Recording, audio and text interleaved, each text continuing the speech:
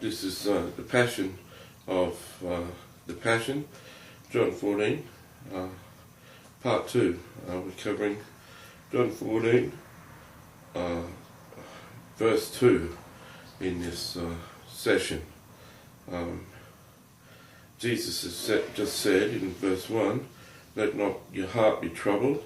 You believe in God, believe also in me." He's just told Peter he's going to deny him 3 times before the cock crows. Then he said, "Let your heart not be troubled. You believe in God, believe also in me." Verse 2, what we're going to cover now. "In my Father's house are many mansions. If it were not so, I would have told you. I go to prepare a place for you." And verse 3, "And if I go and prepare a place for you, I will come again and receive you to myself, that where I am, there you may also be, or be also. And where I go, you know, and the way. And where I go, you know, and the way, you know." Okay, so Jesus is saying he's going off to a place with a whole lot of mansions. Okay, and you as Christians have heard that you've got a mansion in heaven. And I know a New Zealand person who died and went to heaven, and goes around sharing his testimony that he died and went to heaven and got brought back to life. And Christians are always asking him, always, ad nauseum, always asking him, what do the mansions look like? Right? All they want to know is, does their mansion look good? What does it look like inside? Have you been in a mansion, mate? Have you been in a mansion? What does my mansion look like? And this isn't very nice, what I've got to say here. I just don't have to check the time now. I'm going to check the time on my clock, okay? This isn't nice to say here. It's a bit of a rebuke for you all, okay? I've been to heaven many times myself, and so I haven't been in I have been in one mansion, yeah, once, but anyway, this is what he said to the Lord. He said, "Lord, why are they always asking what's their mansion look like? I haven't seen a mansion. I didn't see a mansion. What are they asking about the mansions for? It annoys me."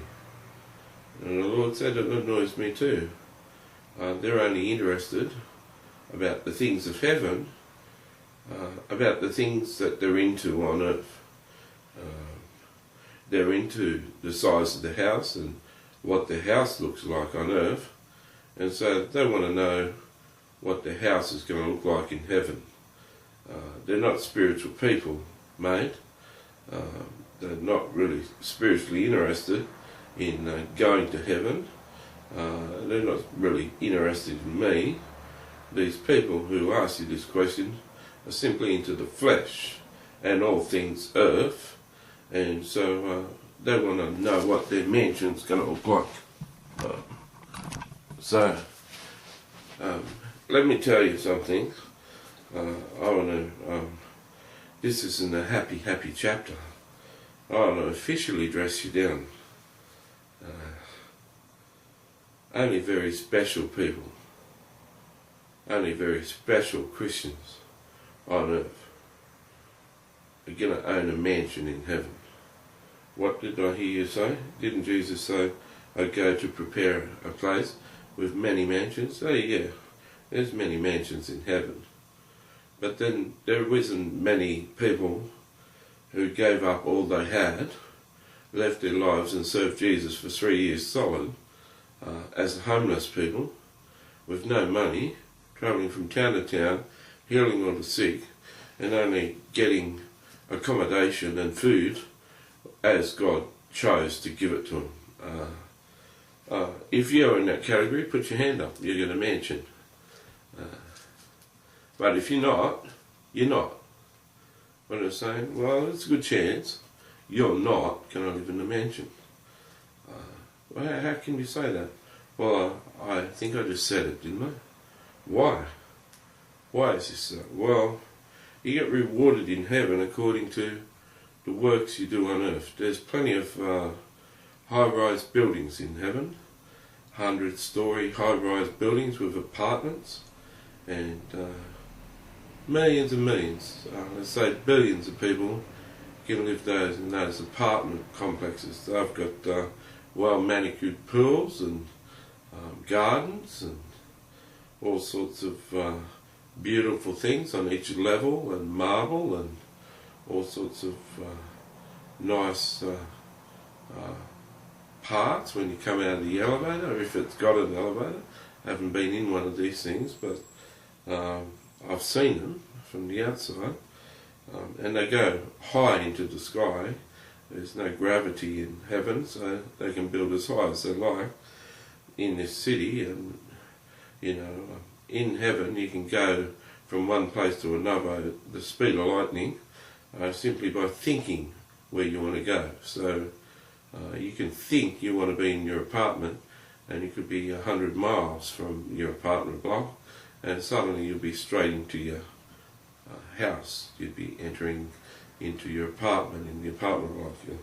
So if you are catching a lift up there, you'll press the button for the 2050th floor, and when you press the button, the doors will open at the 2050th floor, and you'll step out, and it'll be a nice foyer, and each foyer of the apartment block will be like the foyer of the ground floor of the apartment, with nice artwork and running fountains and all sorts of stuff in the foyer of where your apartment is, and you go to your apartment. So you live in an apartment, but if you're just a general sort of Christian who pretty well just worked for a living and went to church once a week and didn't really particularly do anything for Jesus Christ, besides maybe giving him 10% in tithing, and that's a big maybe because very few people give 10% to the Lord, and maybe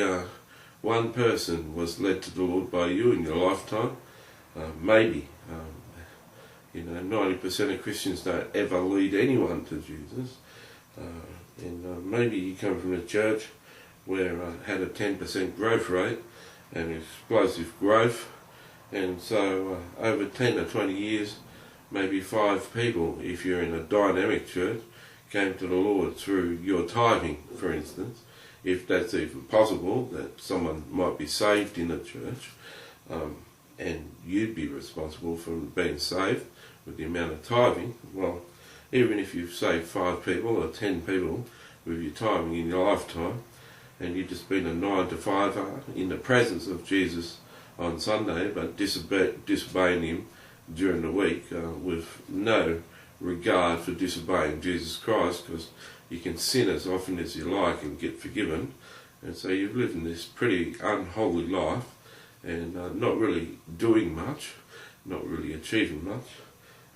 You'll go to the apartment block. You won't be going to a mansion, okay?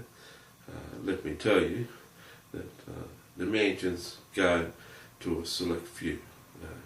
People say, you can't say that. So, well, I've said it 3 times now. Let's establish that I've said it. You want to call me a false prophet? You go to heaven and find out the truth yourself. Been to heaven so many times, it's a second home to me. Jesus said he will repay according to the deeds. He said he'll give reward according to what people do on earth, and their reward will be little if they do little, and their reward will be great if they do great things. Let's establish that verse 14, chapter 14, verse 2, I go to prepare a place for you. We'll do 3 and 4 now. I thought we're covering them, but we'll do verse 3 and 4 now.